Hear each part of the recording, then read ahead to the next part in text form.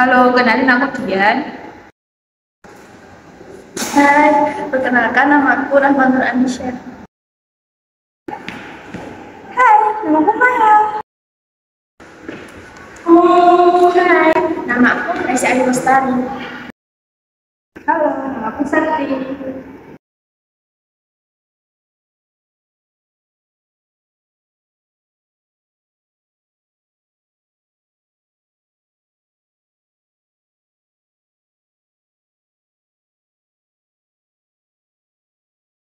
Datang di video ini. Hari ini kita akan membahas klasifikasi alat tes dan psikologi. Alat tes psikologi penting untuk memahami karakter dan perilaku individu.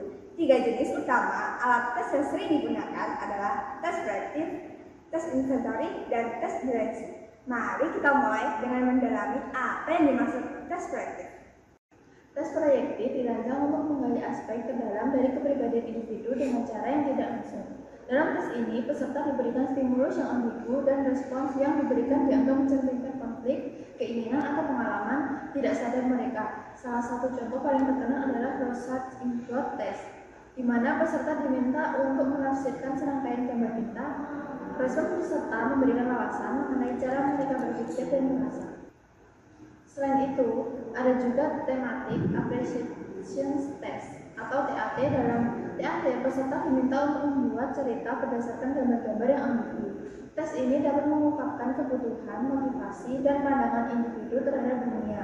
Tes proyektif sering digunakan oleh psikolog klinis untuk diagnosis dan terapi, membantu mereka memahami lebih baik apa yang dialami klien di dalam pikiran mereka. Sekarang, mari kita beralih ke tes inventory. Tes ini lebih terstruktur dan berisi pertanyaan yang telah ditentukan sebelumnya, memungkinkan pengukuran yang lebih objektif. Tes inventory digunakan untuk mengevaluasi kepribadian, sikap, dan minat individu. Salah satu contoh yang paling terkenal adalah Minnesota Multiple Personality Inventory atau MMPI, yang membantu dalam mengidentifikasi berbagai gangguan psikologis.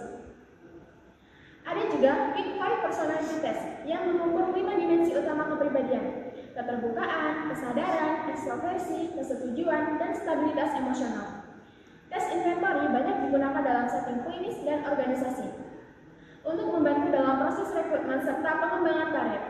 Kelebihan dari tes inventory adalah kemampuannya memberikan data yang jelas dan terukur mengenai aspek kepribadian seseorang. Selanjutnya, kita akan membahas tes intelijensi. Tes ini dirancang untuk mengukur kemampuan kognitif seseorang seperti kemampuan berpikir logis, memecahkan masalah, dan juga kecepatan berpikir. Salah satu tes intelijensi yang paling dikenal adalah Wechsler Adult Intelligence Scale atau WISE, yang membedakan kemampuan verbal dan non-verbal individu. Ada juga Stanford Intelligence Scale yang biasanya digunakan untuk mengukur kecerdasan anak-anak. Tes intelijensi berperan penting dalam pendidikan, membantu guru dalam menentukan kebutuhan belajar siswa, dan juga dalam diagnosis gangguan belajar.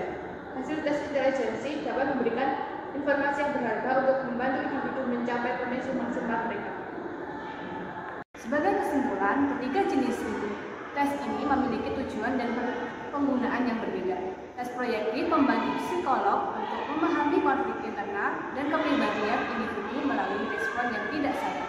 Tes inventory memberikan hasil yang lebih terukur dan objektif mengenai kepribadian dan sikap.